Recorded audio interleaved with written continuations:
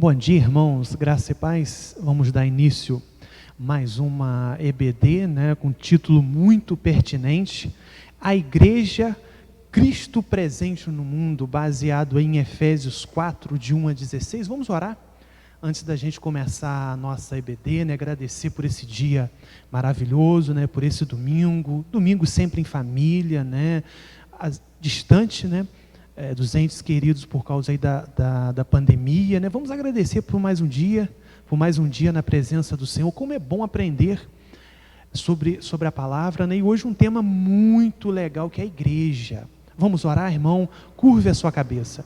Meu Pai amado, muito obrigado, meu Deus, por mais um domingo, por mais uma live, meu Pai, sendo transmitida, meu Pai, muito obrigado. Um tema muito interessante, meu Pai, a igreja, meu Deus, muito obrigado. Cuida desse irmão, dessa irmã que está assistindo, seja no computador, seja no celular, que ela venha ser tocada, meu Pai, por essa mensagem, por essa transmissão, meu Pai, que venha de encontro ao seu coração, meu Pai. Muito obrigado, é a minha oração em nome do Senhor Jesus, amém. Irmão e irmã, a igreja de Cristo, então, irmão, é a mais fantástica instituição na face da terra. Nenhuma outra foi e é tão perseguida como a igreja. A igreja, ela vem sendo perseguida há séculos, há anos, e principalmente podemos dizer de alguns anos para cá, podemos dizer que até ainda mais. Várias vezes anunciaram a sua falência e a sua morte. Alguns estudiosos, teólogos, dizem que ela está alienada e que ela é irrelevante. Olha só, a igreja ser irrelevante, a igreja ser alienada, mas não, a igreja, ela é Cristo presente no mundo. Então, irmão, dando aí prosseguimento, Efésios 5, 25, Cristo amou a igreja e a si mesmo se entregou por ela. Cristo amou a igreja. E, irmãos, Paulo também diz muito sobre a igreja. Paulo também amava a igreja e se doou à igreja. 2 Coríntios 11, 28 e 29, o fato de tê-la perseguida dói-lhe e ele nunca se esqueceu disto. Tanto é que está lá em 1 Coríntios 15, 9, Gálatas de 1 a 13, Filipenses de 3 a 6. Então, Paulo, antes da sua conversão, ele ainda era Saulo, ele perseguiu muito a igreja. Mas hoje nós vemos aqui em 1 Coríntios 15, 9, o seu arrependimento. A visão de Paulo sobre a igreja muito nos ajudará. Paulo escreve muito sobre a igreja, pois é a visão de um perseguidor que se apaixonou por ela. Então, Paulo de perseguidor, o quanto que Paulo perseguiu a igreja, as cartas que Paulo pediu aos sacerdotes, em direção a Damasco, para perseguir aquelas igrejas ali presentes. Então, irmãos, hoje nós vamos estudar 6 pontos. O que é igreja? A dimensão universal da igreja. Igreja, corpo de Cristo. Igreja local, corpo de Cristo num lugar específico. Igrejas cooperativas e solidárias. E por último, um ideal fantástico. Então, irmãos, o nosso primeiro ponto, o que é igreja? O que Paulo queria dizer com igreja? Como a descreve? Como que Paulo descreve a igreja, já que ele escreveu muito sobre igreja? Irmãos, o termo é grego e significa eclésia, que ele usa 62 vezes. Então Paulo cita muito A palavra eclésia, que significa igreja, no grego, ele cita 62 vezes. Na maior parte, indica uma congregação local de cristãos. Olha só, indica uma congregação local de cristãos. Paulo e os demais escritores do Novo Testamento nunca usam o termo como nós acostumamos hoje. Por quê? Porque hoje nós usamos esse termo igreja se referindo a um prédio, se referindo a uma denominação, se referindo a um ajuntamento de igrejas ou uma instituição. Com o tempo, o termo passou a ter esses sentidos, mas o Novo Testamento, igreja é gente, igreja é povo. Então, irmãos, o sentido aqui no Novo Testamento, igreja significa gente, igreja significa povo. Em Atos 20, no verso 28 e Apocalipse 5, no verso 9, a igreja que Jesus comprou se compõe de pessoas, não de prédio ou de instituições. O sangue derramado por Cristo lá na cruz, ele foi comprado, ele serviu para comprar pessoas, e não prédios, e não instituições. Eclésia, como eu já disse, vem do grego, e a origem dessa palavra é chamar. Chamar. Verbo usado na convocação de um exército. Então, o seu rei, o príncipe, o imperador, o general, ele usava a palavra eclésia, chamando o seu exército para o combate. Mais tarde, esse termo eclésia passou a ter um sentido político. Esse termo é usado assim em Atos 19, 32, 19, 39 e 41, no sentido de assembleia. Paulo não lhe dá sentido político. Nós só encontramos esse sentido político da palavra eclésia em Atos.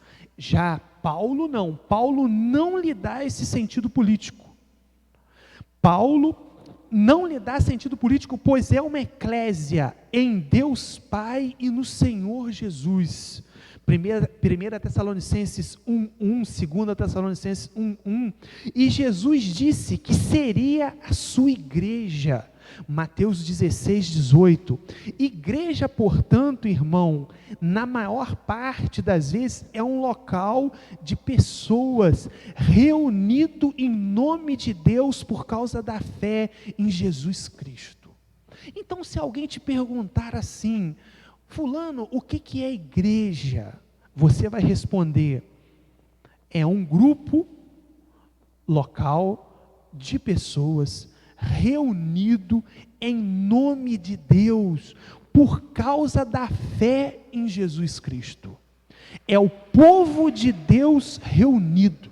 Isso é igreja, fantástico, irmãos. Igreja é o povo de Deus reunido. Arthur, mas reunido para quê?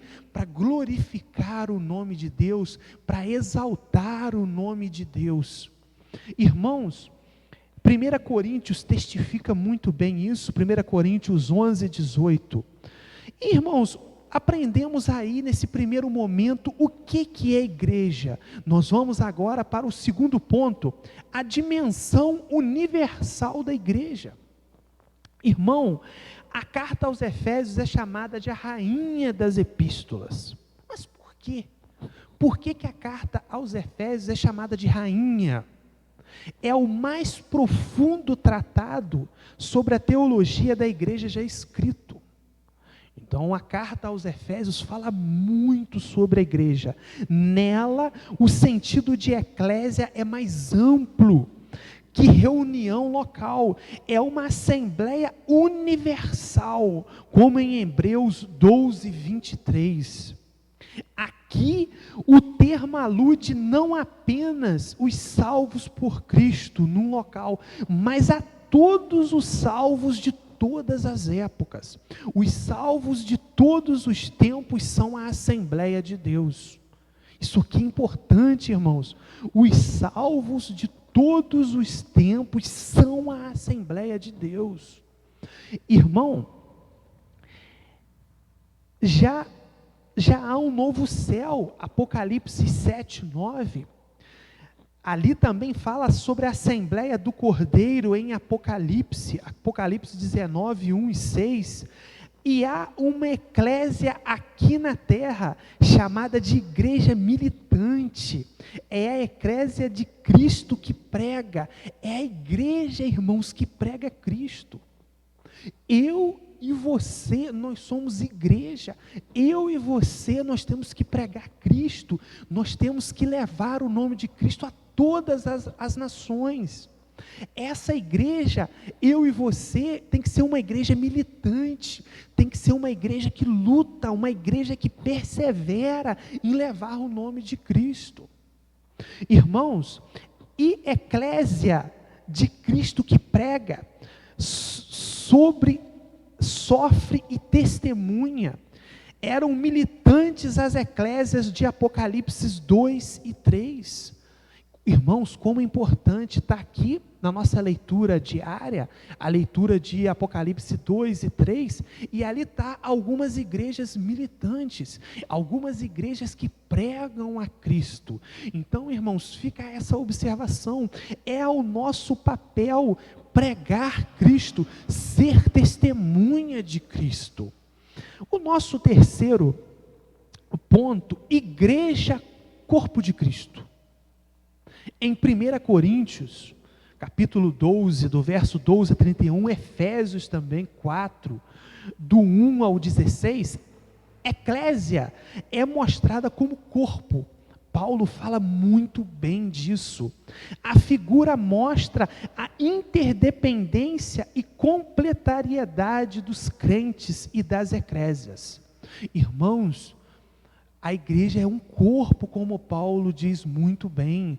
O irmão A, ele é o coração. O irmão B, ele é a pele. O irmão C, ele é o fígado. Então, irmãos, Paulo dá detalhe por detalhe, comparando a igreja como um corpo. Por quê? Porque ninguém é igual. Ninguém é igual a ninguém, cada um é cada um com as suas perfeições, com as suas imperfeições, mas é o corpo, com as suas diferenças, mas um precisa do outro. O coração não vive sem os rins não vivem sem o fígado, e por assim vai, irmãos. Irmãos, num corpo, os membros dependem um dos outros e se completam. Isso, irmão, não é diferente na igreja. O irmão A, ele é importante.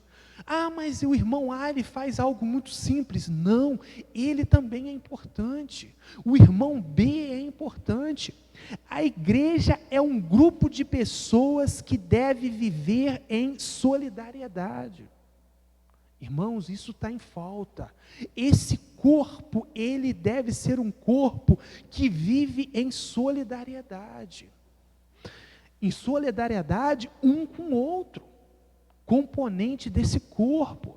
Às vezes está faltando isso hoje, irmãos.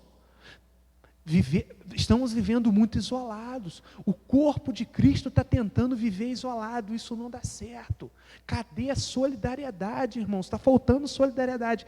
Nem as pessoas, nem as igrejas devem se isolar uma das outras. Você não deve se isolar. Você não deve se isolar. Eu fico muito preocupado quando alguém diz: ah, eu não estou indo na igreja, eu estou chateado com isso, eu estou chateado com aquilo, mas eu estou orando em casa. Sim, irmão, eu sei que você está orando em casa, mas a sua presença na igreja, aqui em comunhão, isso é importante. É bíblico, é bíblico. É bíblico, você tem que estar presente na igreja, você tem que estar fazendo parte desse grupo, irmã. Eu fico feliz por você estar falando que está orando em casa, muito bom, tem que orar, mas tem que vir na igreja, irmã. Irmão, Tem que vir, tem que estar aqui presente. Agora nós não podemos por causa da pandemia, mas a pandemia um dia vai acabar. É a sua oportunidade de voltar à casa do Pai, voltar à sua igreja. Irmãos, continuando, a Assembleia Universal é chamada de corpo de Cristo. A Assembleia Universal é todos os salvos. Efésios 1, 22 e 23, a ideia é que Jesus está presente no mundo por ela. Ela é Cristo na terra. Irmãos, escuta só, se você está com lápis aí na mão, se você está com a caneta, se você está fazendo a sua anotação, anota na sua Bíblia lá no cantinho, igreja é Cristo na terra. A igreja é Cristo na terra.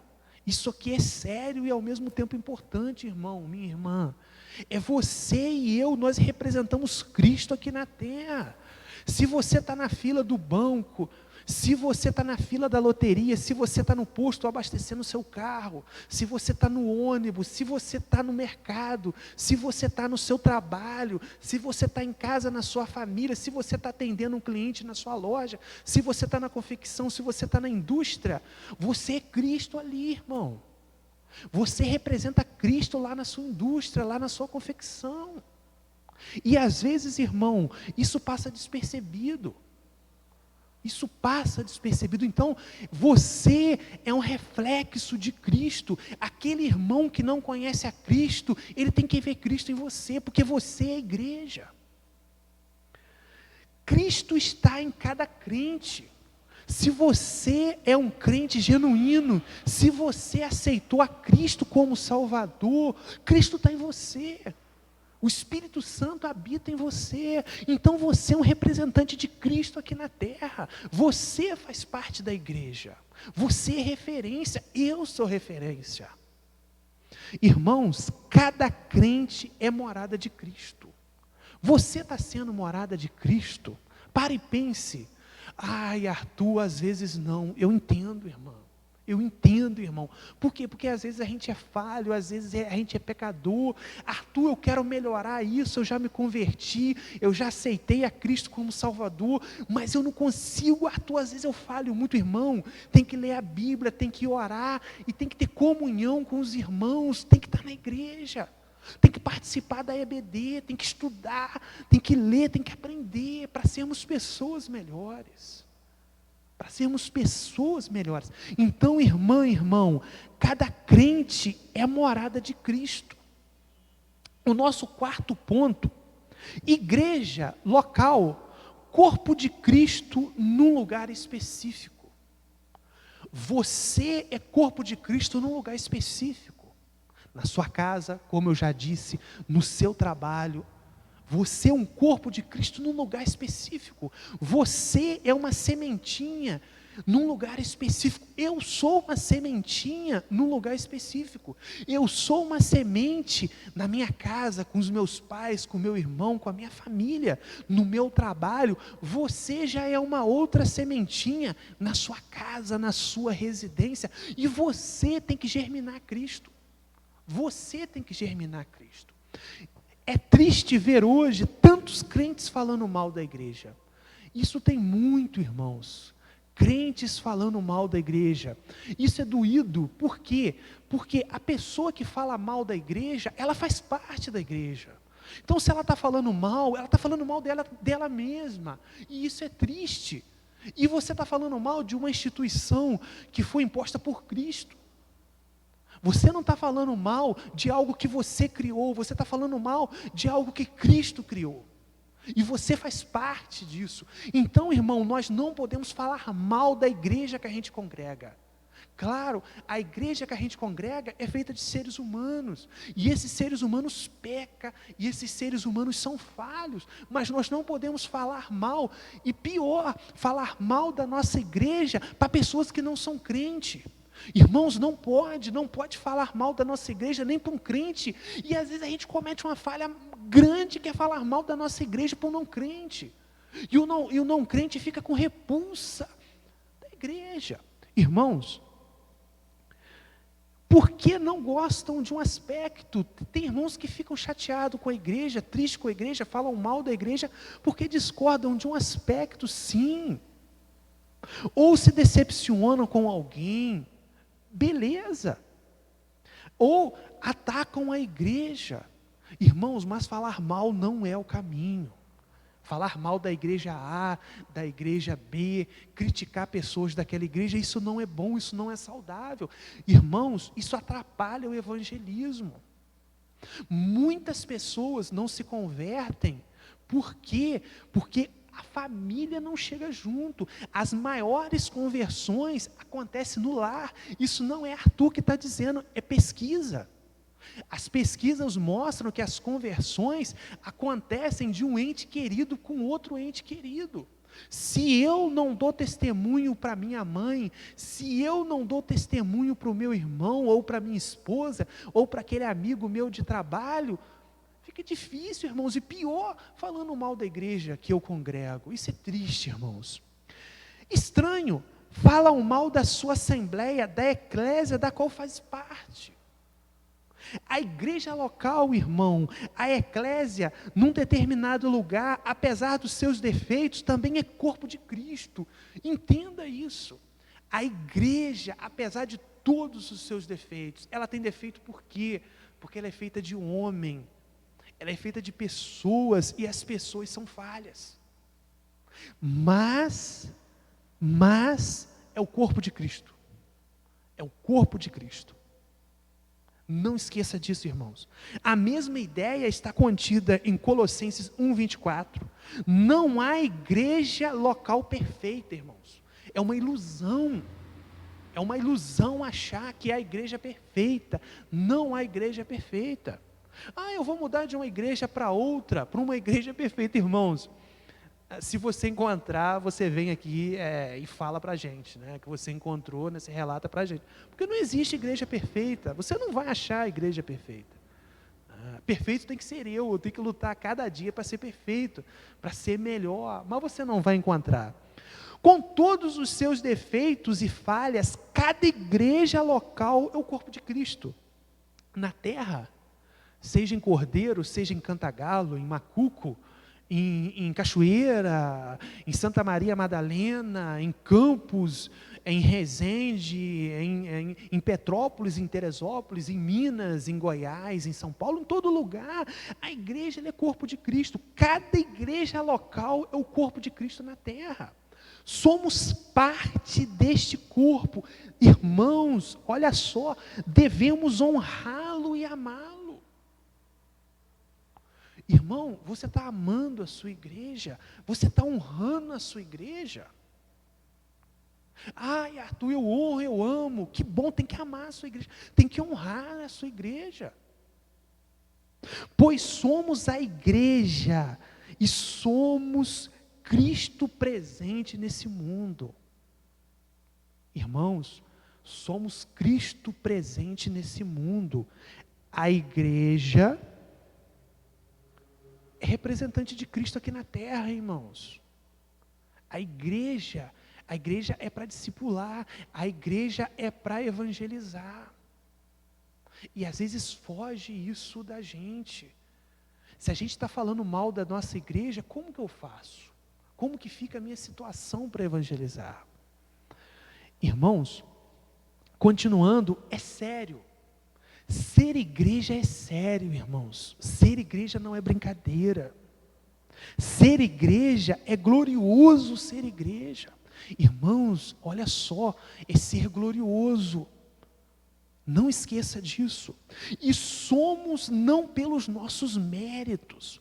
Você faz parte de uma igreja, desse corpo maravilhoso, não por causa dos seus méritos, não por causa daquilo que você faz, mas você é membro desse corpo pela graça de Deus. E você tem que honrar esse corpo. Você tem que honrar esse corpo. Mas pela graça de Deus, sou o que sou. 1 Coríntios 15:10. Irmãos, o nosso quinto ponto, igrejas cooperativas e solidárias. Irmão e irmã, a igreja, ela tem que cooperar. A igreja, ela tem que ser solidária. Nós não podemos, como igreja, ficar trancafiados dentro de 4 paredes, irmãos. O nosso papel como igreja é ir lá para fora. É ir lá para fora. O nome nos ajuda. Igreja, eclésia, é chamar. Lembra do general? Lembra do imperador chamando o seu exército para a batalha, para a guerra, chamando? Nós temos que ir lá para fora, chamar todo mundo para a salvação. Mostrar todo mundo o Cristo maravilhoso que eu e você aceitamos. Irmãos, nós temos que refletir sobre isso. Ser igreja não é só ficar aqui dentro de 4 paredes. Não é lá fora, é levar Cristo. Ai, Arthur, mas o papel de evangelizar é do pastor aonde? O papel de evangelizar é do ministro de música, é do diácono, aonde? O papel de evangelizar é de todos nós. O papel de evangelizar é de todos nós. É do crente A, é do crente B, é do crente C, é do crente D, é o seu papel e o meu papel. Quantas pessoas que você tem convidado para vir à sua igreja? Aqui, na sua igreja que você congrega. Qual foi o último convite que você fez para alguém vir aqui na sua igreja? Irmãos, as igrejas eram cooperativas lá atrás, as igrejas primitivas, lá quando surgiu, 2 Coríntios 8, 4, 2 Coríntios 9, de 1 a 5, 2 Coríntios 12, 14, Gálatas 2, 9, 10, Filipenses 3, 15, 18. As igrejas, elas cooperavam entre si, não viviam isoladas. E os pastores não viviam em competição em função do seu ministério, mas da obra em geral. As igrejas eram solidárias, irmãos. Nós precisamos ser solidários. Nós precisamos ser solidários. Nós precisamos nos amar, irmãos. Amar as nossas igrejas. Amar as nossas igrejas da associação. Você sabe quantas igrejas tem na nossa associação? Batista, Serrana. Você sabe quantos pastores tem na nossa associação? Temos que orar pelas nossas igrejas, clamar por nossas igrejas. Irmãos, mas o espírito de relacionamento deve ser imitado.